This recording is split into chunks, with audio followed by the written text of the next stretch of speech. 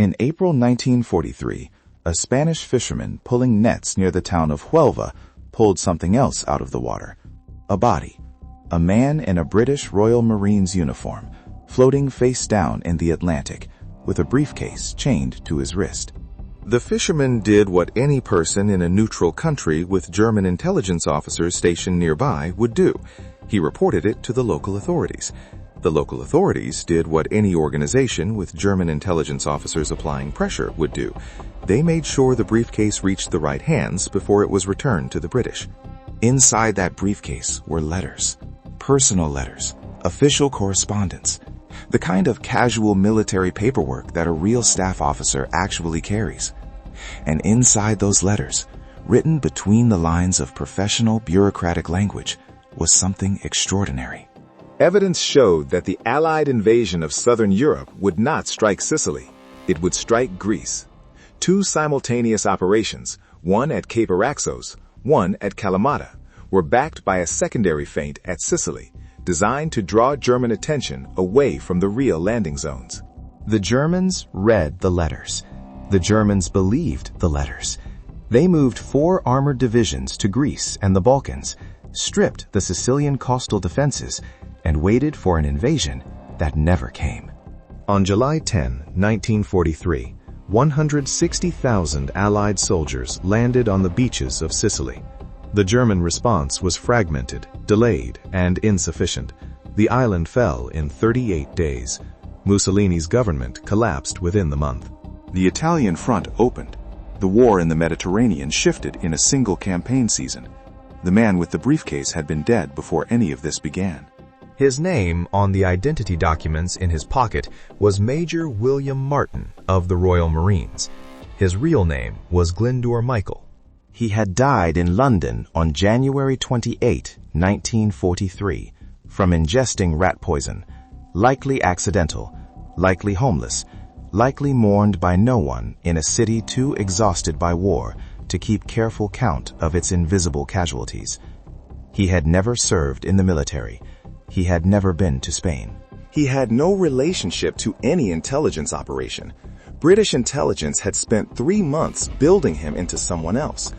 This is the story of how that was done, and why the Germans had already made it inevitable. There is a specific form of intelligence failure that hubris produces. It is not the failure of missing information. It is the failure of interpretation.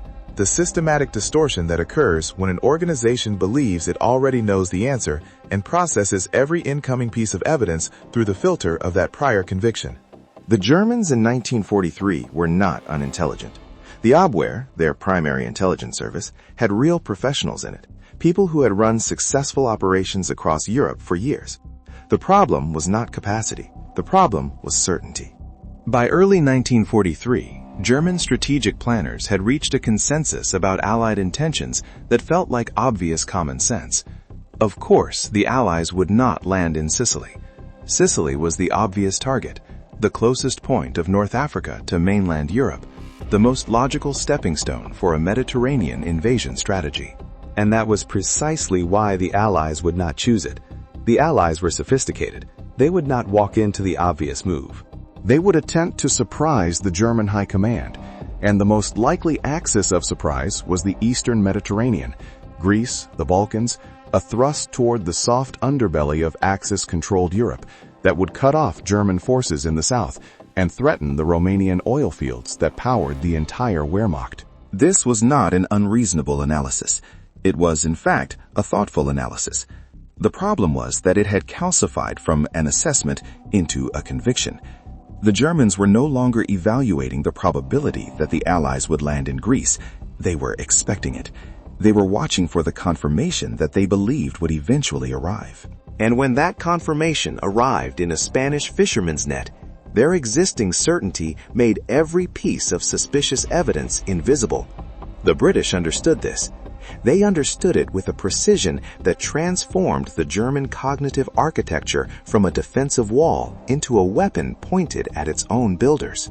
The operational concept behind what became known as Operation Mincemeat was proposed by Flight Lieutenant Charles Cholmondeley of MI5 and developed in collaboration with Lieutenant Commander Erwin Montague of Naval Intelligence. The foundational insight was deceptively simple. If you want someone to believe a piece of intelligence, the most important thing is not the quality of the intelligence itself. It is the quality of the context surrounding it. A stranger handing you a document and saying, "This is secret," produces skepticism. A dead man in a military uniform washing ashore with documents chained to his wrist, documents that appear to be the personal correspondence of real officers discussing real operations, documents surrounded by the complete human texture of an actual life, that produces something else entirely. That produces the sensation of having discovered something that was not meant to be found. And that sensation, the belief that one is reading intercepted truth rather than manufactured fiction, is the most powerful intelligence product ever created. The challenge was construction, not of the documents. The documents were relatively straightforward to forge, given that the British had access to genuine official stationery, genuine official stamps, and genuine official signatories who were read into the operation. The challenge was the man. A real staff officer does not carry only official documents. He carries evidence of a life. He carries letters from his fiancée, a photograph, a bank statement, a ticket stub from a theater performance 3 weeks ago. He carries the specific human clutter that no forger thinks to include, because no forger thinks of documents as the residue of an actual existence. Montague and Cholmondeley began with Glyndor Michael's corpse, preserved in cold storage after his death, and built outward from there into a complete human being. Major William Martin was given a name. He was given a serial number, 148228, real enough to exist in genuine records when verified. He was given a rank, Royal Marines, chosen because the Royal Marines had no central personnel registry that German intelligence could cross-reference effectively. He was given a father, a solicitor named John Martin of Cardiff, who wrote a letter to his son regarding a family will, the kind of personal family business that no intelligence officer would bother to invent, unless they were inventing an actual person. He was given a fiancée, Pam, who wrote him 2 letters, the second of which referenced a luncheon they had shared before his departure, and the specific restaurant where they had eaten, because a woman writing to the man she loves does not write in abstractions. She writes in the specific sensory residue of shared time. He was given a bill from his London club, unpaid, because real people owe money. He was given a letter from his bank manager inquiring about an overdraft. He was given photographs. He was given a theater ticket. He was given the stub of a bus ticket in his pocket, because a man who rides a bus and forgets to throw away the ticket is a man who existed in the physical world in a way that a construct in an intelligence officer's imagination does not. Every element was verified, cross-referenced, and stress-tested against the question, what would German counterintelligence look for if they suspected this was fabricated? The answer, Montague determined, was consistency, the specific consistency of a life that has been lived rather than designed. A designed life has clean edges. A lived life has overdue bills and unanswered letters, and the small administrative failures of a person who is thinking about things more important than his bank balance. Major William Martin was given those failures. The official documents themselves were works of structural precision. The primary piece of evidence was a personal letter from Lieutenant General Archibald Nye, Vice Chief of the Imperial General Staff, to General Harold Alexander, commander of the 18th Army Group in North Africa. This was not a forged official document in the conventional sense. It was a personal letter, the kind of informal senior correspondence between trusted colleagues that is never supposed to leave the hands of a courier. The letter discussed the upcoming operations in terms that were technically accurate about Allied planning cycles, referenced real officers in real positions, and contained the specific kind of casual professional shorthand, references to Husky as a cover name, jokes about the difficulties of coordinating with the Americans, that only someone with genuine access to high-level planning would write. The letter confirmed Greece as the primary invasion axis. It referenced Sicily as the deception target. It was written in the specific register of a senior officer writing to a colleague he trusts, not the formal register of official correspondence, which made it simultaneously more convincing and more apparently unintended for German eyes. A second letter from Lord Louis Mountbatten to Admiral of the Fleet Andrew Cunningham was included for cross-referential weight. It referenced Martin specifically as a courier, establishing a chain of custody that the Germans could trace. It also contained, almost as an aside, a request that Cunningham support the Greek operation with naval assets, the kind of specific resource coordination that appears only in real planning. The documents were placed in a black official briefcase. The briefcase was chained to William Martin's wrist. The briefcase was sealed with a combination lock whose number was not in Martin's pockets, because a real courier entrusted with documents this sensitive does not carry the combination on his person. The briefcase was placed inside a cylindrical canister packed with dry ice to preserve the body during transport. The canister was loaded onto the submarine HMS Seraph under the command of Lieutenant Commander Norman Jewell, with orders to deliver the body to the Spanish coast near Huelva. The choice of Huelva was not arbitrary. It was the location of the most active German intelligence asset in Spain, a man named Adolf Klaus, who maintained close relationships with local Spanish officials and had a documented record of successfully passing intercepted Allied material to the Abwehr. Intelligence knew Klaus was there. They knew his network. They chose the landing site specifically because of him. They were not merely hoping the documents would reach German hands. They were engineering the specific route by which they would travel. On April 30th, 1943, at 4:30 in the morning, HMS Seraph surfaced 1 mile off the Spanish coast near Huelva. The crew carefully removed Glendor Michael's body from the canister, inflated his life preserver, because a man washed ashore in a life preserver is a man who survived long enough to put it on, which means the documents were protected longer, and placed him in the water with the briefcase still attached to his wrist. The submarine submerged. The tide did the rest. The body was recovered by a Spanish fisherman named José Antonio Rey María at approximately 0930 the same morning. Rey María pulled the body to his boat and brought it ashore. By the time the British naval attaché in Madrid, who had been informed to expect a report of a drowned British officer, made contact with Spanish authorities to request the return of the documents, the Abwehr had already made copies of everything. The Spanish were polite about it. They returned the documents sealed. The seals, when examined by Montague back in London, showed specific signs of having been opened and resealed. The wax had been disturbed at a point that indicated sideways insertion of a flat instrument, the standard technique for document access without breaking the seal entirely. The documents had been read. The Germans had the content. What happened next inside the German intelligence apparatus is the part of this story that military historians find most instructive, not because the Germans were fooled, but because of the specific mechanism by which they were fooled, and how that mechanism was directly produced by their existing assumptions. Admiral Wilhelm Canaris, head of the Abwehr, received the transcribed content of the Mincemeat documents within 72 hours of the body's recovery. The initial Abwehr assessment at the operational level was cautious. Several analysts noted potential inconsistencies, the combination lock with no combination, the slightly unusual format of the Nye letter, the question of why a courier of this seniority would be traveling by aircraft over open water rather than by secure surface route. These concerns were noted. They were not acted on. The reason they were not acted on is the specific causal mechanism that makes Operation Mincemeat a study in the weaponization of cognitive architecture. The concerns produced by careful analysis were filtered through the pre-existing conviction that the Allies would not land in Sicily. Every suspicious element could be rationalized within a framework that assumed the documents were genuine. The combination lock not being on the body proved security consciousness, not forgery. The letter format was informal because it was personal rather than official. The aircraft route was explicable by operational scheduling pressures. The suspicious elements were not evidence of fabrication to minds already convinced of the conclusion. They were puzzles that genuine intelligence occasionally contains. More powerfully, the documents confirmed what senior German planners already believed.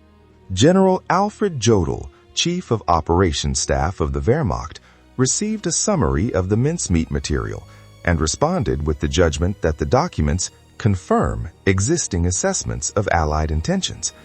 The word is important. Not support, not suggest, confirm. The documents did not change Jodl's assessment. They validated it.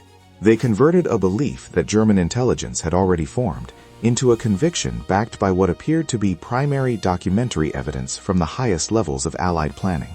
Field Marshal Albert Kesselring, commanding German forces in the Mediterranean theater, was briefed. Rommel, whose presence in the Mediterranean theater made him a key figure in defensive planning, received assessments based on the mincemeat material. The decision was made to reinforce the Greek and Balkan defensive positions at the expense of Sicily. 2 panzer divisions were transferred from France to Greece. The 1st Panzer Division was moved to the Peloponnese. Additional German units were positioned in Sardinia, which the documents had identified as a secondary deception target, meaning the Germans were also reinforcing the wrong secondary target against a deception within a deception. Naval mine-laying operations were intensified in the Aegean. The Sicilian garrison received no equivalent reinforcement. General Dwight Eisenhower, in command of the overall Mediterranean Allied strategy, received confirmation from Ultra Intercepts, the British program reading German Enigma communications, that mincemeat had achieved its intended effect. The specific intercept that confirmed German belief in the Greek invasion axis was decoded in London and forwarded to Eisenhower's headquarters with the annotation, "Mincemeat swallowed rod, line, and sinker." The phrase became part of intelligence history. It was also a precise operational assessment. The Germans had not merely accepted the bait, they had built their entire defensive posture around it. The force ratio at Sicily when the invasion landed on July 10, 1943, is the number that converts the abstract concept of operational success into physical military reality. Operation Husky committed 160,000 Allied soldiers, 3,000 ships, 4,000 aircraft, and 600 tanks to the Sicilian landing. Against them, the defending Axis forces totaled approximately 200,000, but of those, roughly 30,000 were German combat troops. The rest were Italian forces, whose fighting capacity was severely constrained by the political crisis already consuming Italian public support for the war. The German units involved, including the Hermann Göring Panzer Division and parts of the 15th Panzer Grenadier Division, showed effective resistance at key moments. One notable instance was the counterattack near Gela on July 11th, when the Hermann Göring Division advanced close to the beach but was ultimately repelled by naval gunfire and the 1st Infantry Division. That counterattack failed. It failed in part because the units available to execute it were insufficient for what would have been required to drive a 160,000-man Allied force back into the sea. The 4 divisions that were in Greece and the Balkans, waiting for an invasion that never came, were 4 divisions that were not at Gela on July 11. This is what the inventory of a successful deception looks like when converted into military geometry. The Sicilian campaign lasted 38 days. The island was secured by August 17, 1943. The human cost was real and specific.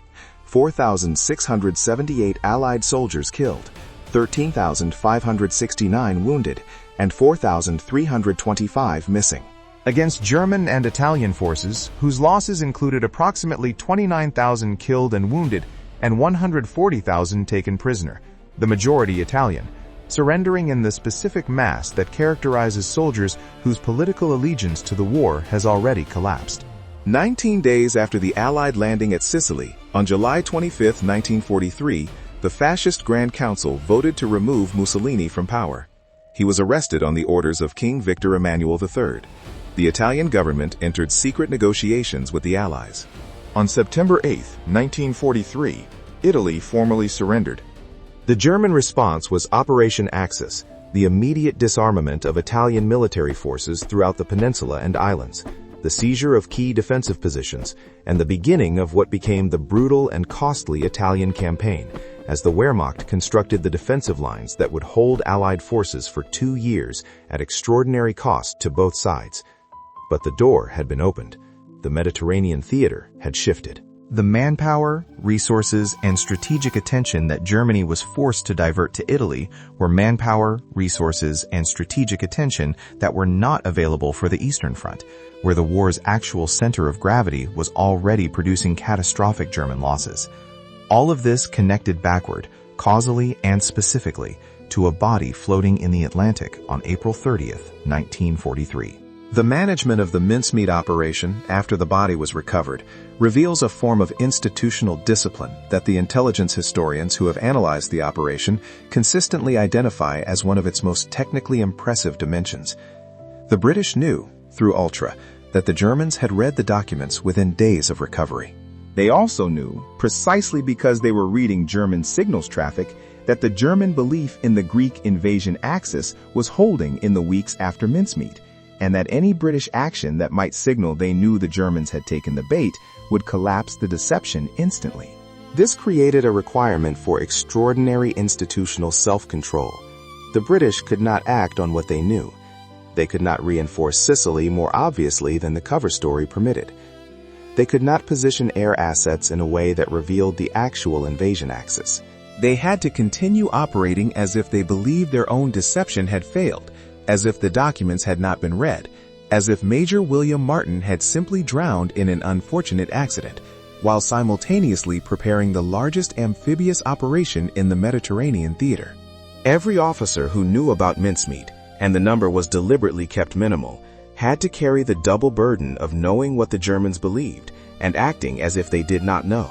Montague, writing about this period in his post-war memoir, The Man Who Never Was, published in 1953 after the official secrets embargo had partially lifted, described it as the most technically demanding phase of the operation, not the construction of William Martin's identity, not the physical delivery of the body, but the weeks of silence that followed, during which the deception had to be both trusted and acted upon without the kind of visible behavioral confirmation that would give it away. The formal surrender of the Sicilian garrison was completed on August 17, 1943.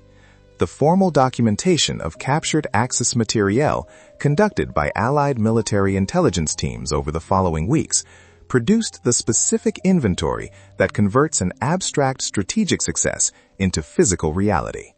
German military equipment captured or destroyed during the 38-day campaign included 260 aircraft, 47 tanks, 164 artillery pieces of various calibers, 1,097 motor vehicles of various types, and the capture of approximately 10,000 German soldiers as prisoners of war, alongside the 130,000-plus Italian prisoners whose surrender had occurred in waves throughout the campaign. The documentation teams that processed this inventory were meticulous in their categorization, not because their commanders required detailed paperwork as an administrative formality, but because the intelligence analysis of German force composition in Sicily would inform every subsequent decision about the Italian campaign. The quality of the inventory was itself a strategic tool. Each captured document, each piece of identified equipment, each prisoner interrogation added to the Allied picture of German defensive doctrine, unit composition, and command relationships that would determine how the subsequent campaign was planned.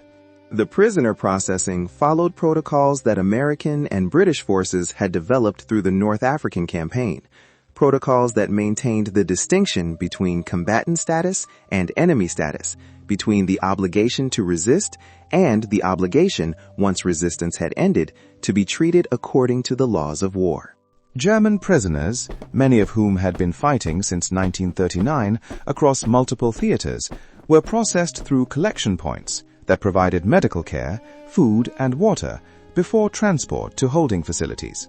The specific care extended to wounded prisoners, including soldiers from the Hermann Goering Division, whose counterattack at Gela had come closest to seriously threatening the beachhead, reflected the institutional standards that governed Allied conduct, even toward forces that had fought with genuine skill and determination. This was not sentiment, it was policy. And it was specifically the policy that differentiated the Allied institutional approach to the management of victory from the approach of the adversaries they were defeating. An approach that made prisoner cooperation in intelligence exploitation more likely, which was operationally valuable. The legacy of Operation Mincemeat was written in two registers simultaneously, and they remain distinct in ways that matter for understanding what the operation actually demonstrated. The first register is the emotional-cultural one. Erwin Montague published The Man Who Never Was in 1953. It became a bestseller. A film adaptation followed in 1956, starring Clifton Webb as Montague. The story entered popular culture as a tale of British ingenuity and wartime imagination. The bizarre, almost novelistic quality of the operation, the dead man carrying forged documents, the fiancé who never existed, the bank overdraft in a dead man's pocket. All of it had the texture of fiction so good it required reality to produce. But the emotional and cultural legacy, however real, is not the reason Operation Mincemeat is still analyzed. The second level is the professional and institutional one. The operation is taught at the United States Army War College, at the British Staff College at Camberley, at the Joint Intelligence Training Centers of multiple Allied nations, and in the academic literature of strategic deception as a formal subdiscipline of intelligence studies. It is not taught because it was clever. It is taught because it demonstrates, with unusual documentary completeness, the specific structural mechanism by which a sophisticated adversary's own cognitive architecture can be exploited as a weapon against him. The mechanism is not the forged documents. The mechanism is the gap between what an adversary expects to find and what is actually happening. The specific cognitive vulnerability created when an organization substitutes conviction for assessment. The Germans were not fooled by bad intelligence. They were fooled by good intelligence that satisfied their existing expectations. The distinction is fundamental. It means that the vulnerability Mincemeat exploited is not peculiar to the German intelligence service of 1943. It is present in every intelligence organization that has developed institutional certainty about an adversary's intentions, which is to say, every intelligence organization that has ever existed. This is why the operation has studied, not for the specific techniques of corpse preservation and document forgery, though those techniques are documented in detail in the operational records now held at the UK National Archives under file ADM 223794 and the MI5 files released in 1999. It is studied because the structural lesson is transferable. Any operation that begins by accurately mapping what the adversary expects and then builds a complete physical reality that satisfies exactly those expectations with the specific texture of something discovered rather than something delivered is applying the mincemeat principle. The unprecedented quality of the operation, what the historians who have analyzed it most carefully, including Ben McIntyre in his 2010 reconstruction, Operation Mincemeat, consistently identify as its singular feature, is not that it worked. Deception operations had worked before. It is that it worked through the adversary's own counterintelligence apparatus. The Abwehr, the organization whose specific professional function was to detect Allied deception, became the instrument that validated the deception as genuine. The Germans did not merely accept British-manufactured intelligence at face value. They subjected it to their standard verification protocols, found it consistent, and used their own expertise to confirm it as authentic. That is the chess move, not the forged letters. The architecture that made the German verification process itself a tool of British deception. McIntyre's reconstruction, which drew on MI5 files, Abwehr records, and the diaries of the principal officers involved, was described by the late Sir John Scarlett, former head of MI6, as the most complete account of a deception operation ever written from both sides of the intelligence divide. The dual perspective quality of the analysis, showing simultaneously what British planners designed and what German analysts believed they were seeing, is what makes it analytically valuable rather than simply historically interesting.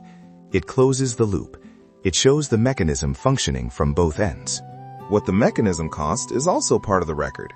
Glyndor Michael, the man whose body became William Martin, was buried in Huelva under his false identity. He was buried with full military honors.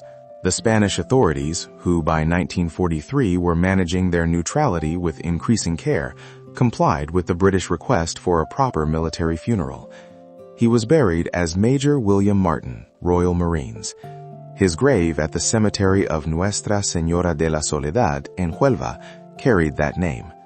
His real name was not officially acknowledged until 1998, when a British historical investigation confirmed his identity, and the Commonwealth War Graves Commission added a plaque to his grave, identifying Glyndor Michael as the man who served his country as Major William Martin. He had been dead for 55 years before anyone acknowledged him by his real name. That correction is a small act of historical justice that the operation's spectacular success had deferred for half a century. The man whose anonymous death in a London warehouse was the necessary precondition for one of the most consequential intelligence operations of the entire war had been reduced to a fictional identity for the duration of his burial, even in death, even in the grave, still serving the cover story. The British and Allied soldiers who landed on Sicily on July 10, 1943, did not know about mincemeat. The operation was classified at the highest level. The men wading ashore at beaches designated Acid North, Acid South, Bark West, Bark East, Bark South, and Scent, the operational code names for the 7 Allied landing sectors, knew only that they were going in.